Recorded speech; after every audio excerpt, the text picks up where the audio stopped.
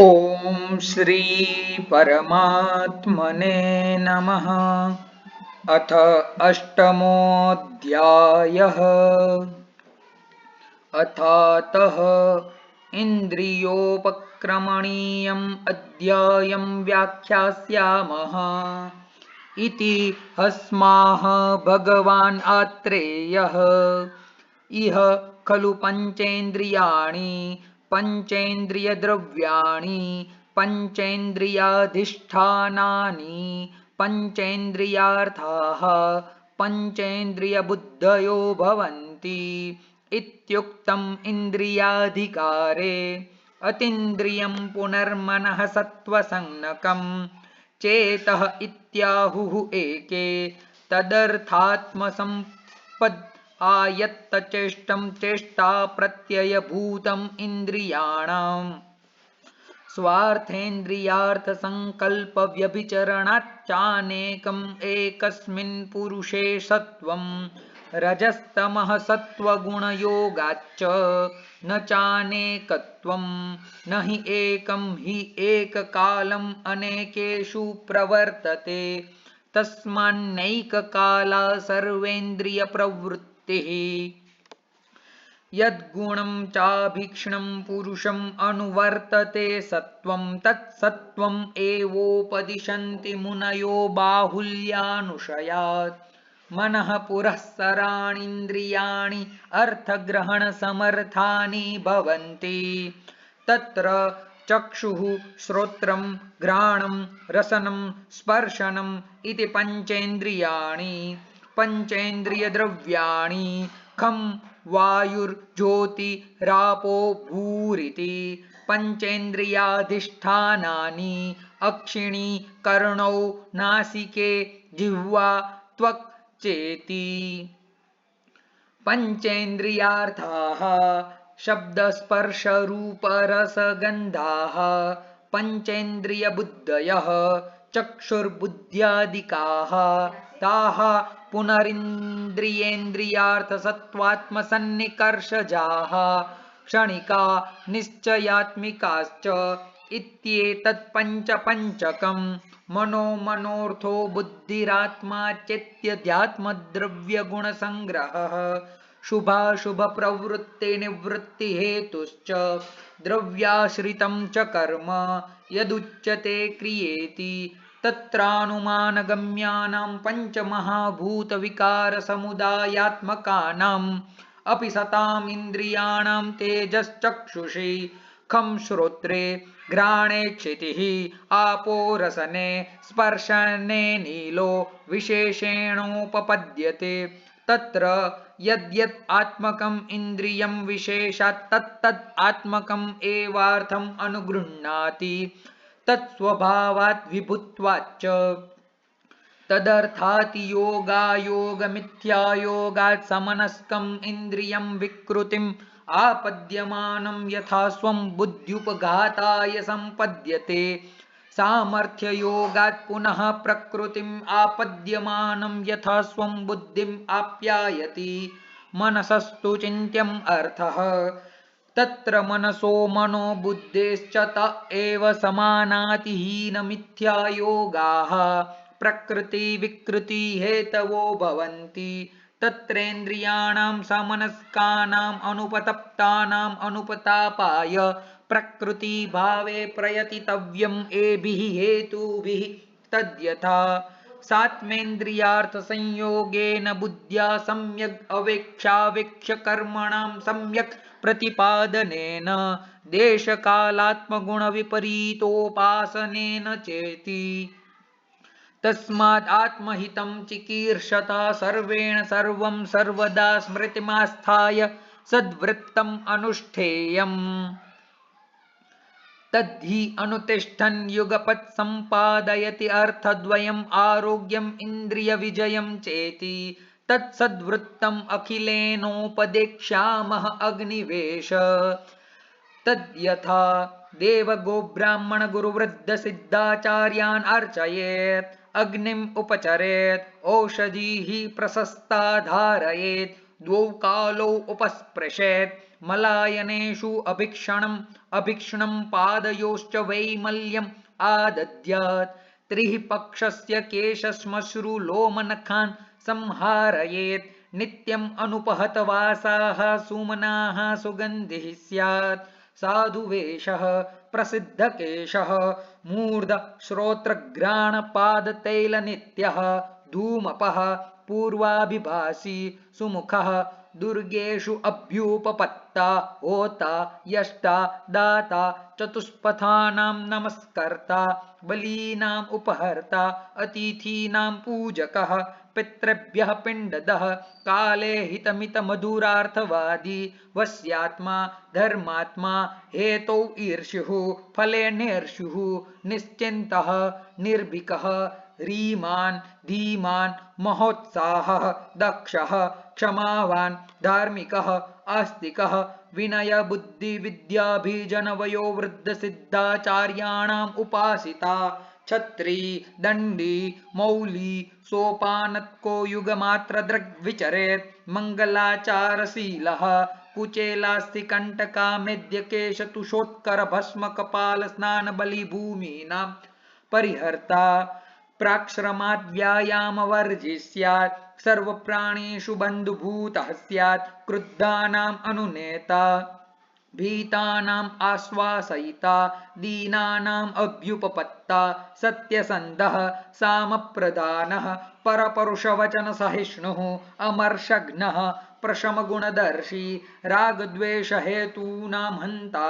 च नानृतं ब्रूयात् नान्यस्वम् आददीत नान्यस्त्रियम् अभिलषन्नान्यश्रियं न वैरं रोचयेत् न कुर्यात् पापं न पापेऽपि नान्यदोषान् ब्रूयात् नान्यरहस्यम् आगमयेन् नाधार्मिकैर्न नरेन्द्रद्विष्टैः सहासीत नोन्मत्तैर्न पतितैर्न भ्रेण हन्तृभिर्न क्षुद्रैर्न दृष्टैः न दुष्टयानानि आरोहेत न जानुसमं कठिनम् आसनम् अध्यासीत नानास्तीर्णम् अनुपहितम् अविशालम् असमं वा शयनं प्रपद्येत न गिरिविषम मस्तकेषु अनुचरेत न द्रुमम् आरोहेत् न जलोग्रवेगम् अवगाहेत न कुलच्छायाम् उपासीत नाग्नि उत्पातम् अभितश्चरेत् नोच्चैर्हसेत्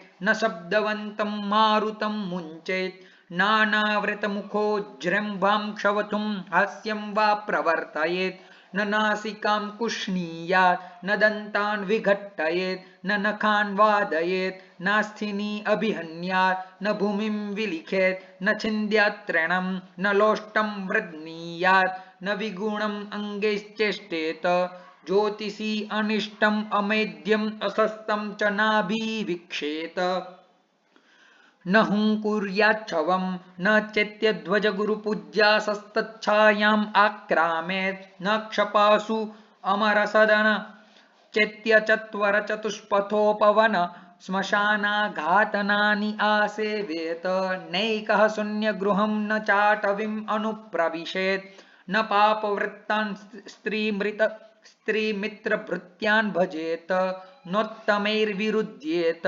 नावरान् उपासीत न जिह्मं रोचयेत् नानार्यम् आश्रयेत् न भयम् उत्पादयेत् न साहसाति स्वप्नप्रजागरस्नानपानशनानि आसेवेत नोर्ध्वजानुश्चिरं तिष्ठेत् न व्यालानुपसर्पेन्न दंष्ट्रिणो न विषाणिनः पुरोवातातपावश्याया तिप्रवाताञ्जह्यात् कलिं नारभेत नासुनिभृतोऽग्निम् उपासीत नोच्छिष्टः नाधः कृत्वा प्रतापयेत् नाविगतक्लमो नानाप्लुतवदनो न नग्न उपस्पृशेत् न स्नानशाट्या स्पृशेत् उत्तमाङ्गं न केशाग्राणि अभिहन्यात् नोपस्पृश्य ते एव वाससि बिभ्रूयात् न स्पृष्ट्वा रत्नाज्यपूज्यमङ्गलसुमनसो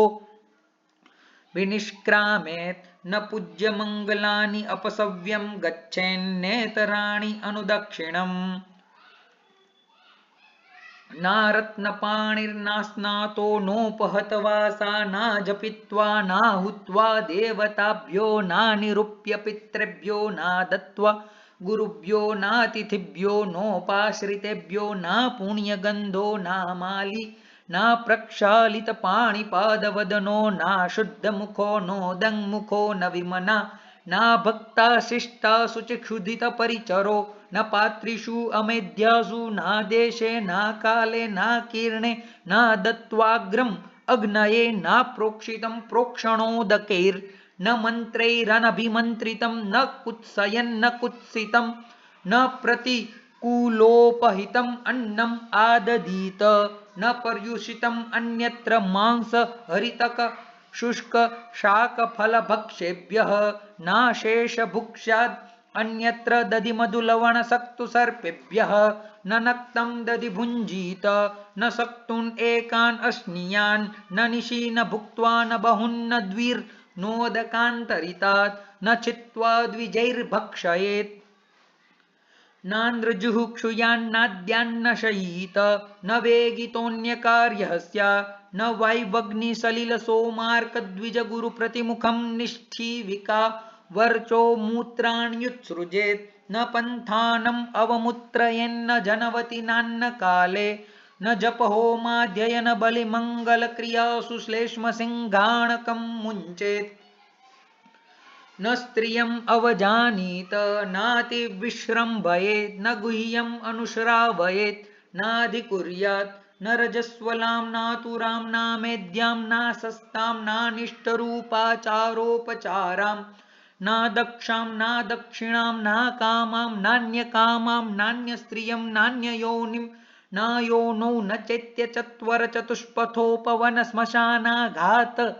न शलीलौषधि द्विजगुरुसुरालयेषु न सन्ध्ययोर्नातिथिषु नाशुचिर्नाजग्धभेषजो नाप्रणीतसङ्कल्पो नानुपस्थितप्रहर्षो नाभुक्तवान्नात्यसीतो न विषमस्थो न मूत्रोच्चारपीडितो न श्रमव्यायामोपवास क्लमाभिहतो नारहसि व्यवायं गच्छेत् न सतो न गुरुन् परिवदेत् नाशुचिरभिचार कर्म चैत्य पूज्य पूजाध्ययनम् अभिनिर्वर्तयेत् न विद्युत्स्वनार्तवीषु नाभ्युदितासु दिक्षु नाग्निसंप्लवे न भूमिकम्पे न महोत्सवे नोल्कापाते न महाग्रहोपगमने न नष्टचन्द्रायां तीथौ न सन्ध्ययोर्नामुखाद् गुरोर्नावपतितं नातिमात्रम् न तान्तं न विश्वरं नानवस्थितपदं नातिद्रुतं न विलम्बितं नातिक्लिबं नात्युच्चैः नातिनीचैः स्वरैः अध्ययनम् अभ्यस्येत् नातिसमयं जह्यात् न नियमं भिन्द्यात् न नक्तं नादेशे चरेत् न सन्ध्यास्वव्यवहाराध्ययन स्त्रीस्वप्नसेवी स्यात् न बालवृद्धलुब्धमूर्खक्लिष्टक्लीबैः सह सख्यं कुर्यात् न मद्यद्युक्त वेश्याप्रसङ्गरुचिः स्यात् न गुह्यं विवृणुयात् न कञ्चित् अवजानीयात् नाहम्मानी स्यात् न दक्षो न दक्षिणो नासूयकः न ब्राह्मणान् परिवदेत् न गवां दण्डम् उद्यचेत् न वृद्धान् न गुरून् न गणान् न नृपान् वाधिक्षिपेत् न चाति ब्रूयात् न बान्धवानुरक्तकृच्छ्र द्वितीयगुह्यज्ञान् बहिष्कुर्यात् नाधीरो नात्युच्छ्रितसत्त्वः स्यात् नाभृतभृत्यः नाविश्रब्धस्वजनः नैकः सुखी न दुःखशीलाचारोपचारः न सर्वविश्रम्भी न सर्वाभिशङ्की न सर्वकालविचारी न कार्यकालम् अतिपातयेत् नापरीक्षितम् अभिनिवीशेत् नेन्द्रियवसगः स्यात् न चञ्चलं मनोनुभ्रामयेत् न बुद्धीन्द्रियाणाम् अतिभारम् आदद्यात् न चाति दीर्घसूत्री स्यात् न क्रोधहर्षावनुविदद्यात् न शोकम् अनुवसेत् न सिद्धौ उत्सेकं यच्छेन्ना सिद्धौ दैन्यं प्रकृतिम् अभीक्ष्णं स्मरेत् हेतुप्रभावनिश्चितः स्याद् हेत्वारम्भ नित्यश्च न कृतम् इत्याश्वसेत् न वीर्यं जह्यात् नापवादम् अनुस्मरेत् नाशुचिरुत्तमाज्याक्षततिलकुशसर्षपैः अग्निं जुहुयात् आत्मानम् आशीर्भिः आसासानः अग्निर्मे नापगच्छेत् शरीराद्वायुर्मे प्राणान् आदधातु विष्णुर्मे बलम् आदधातु इन्द्रो मे वीर्यं शिवा मां प्रविशन्तु आप आपो हिष्ठेत्यपः स्पृशेत् द्विः परिमृज्योष्ठौ पादौ चाभ्युक्ष मूर्धनि खानि चोपस्पृशेत् अद्भिः आत्मानं हृदयं शिरश्च ब्रह्मचर्य ज्ञान दान मैत्री कारुण्य हर्षोपेक्षा प्रशम परश्च स्यात् इति। तत्र श्लोकाः पञ्चपञ्चकमुद्दिष्टं मनोहेतु चतुष्टयम् इन्द्रियोपक्रमे ध्याये सद्वृत्तम् अखिलेन च स्वस्थवृत्तं यथोद्दिष्टं यः सम्यग् अनुतिष्ठति स समासतम् अव्याधि रायुषा न वियुज्यते नृलोकम् आपूरयते यशसा साधु सम्मतः धर्मार्थावेति भूतानां बन्धुताम् उपगच्छति परान् सुकृतिनो लोकान् पुण्यकर्मा प्रपद्यते तस्माद्वृत्तम् अनुष्ठेयम् इदं सर्वेण सर्वदा यच्चान्यद् अपि किञ्चित् स्यात् अनुक्तम् इह पूजितं वृत्रं तद् अपि चात्रेयः सदैवाभ्यनुमन्यते इति अग्निवेशकृते तन्त्रे चरकप्रतिसंस्कृते श्लोकस्थाने इन्द्रियोपक्रमणीयो नामाष्टमोऽध्यायः इति स्वस्थचतुष्को द्वितीयः इति श्री धन्वन्तरि अर्पणम् अस्तु।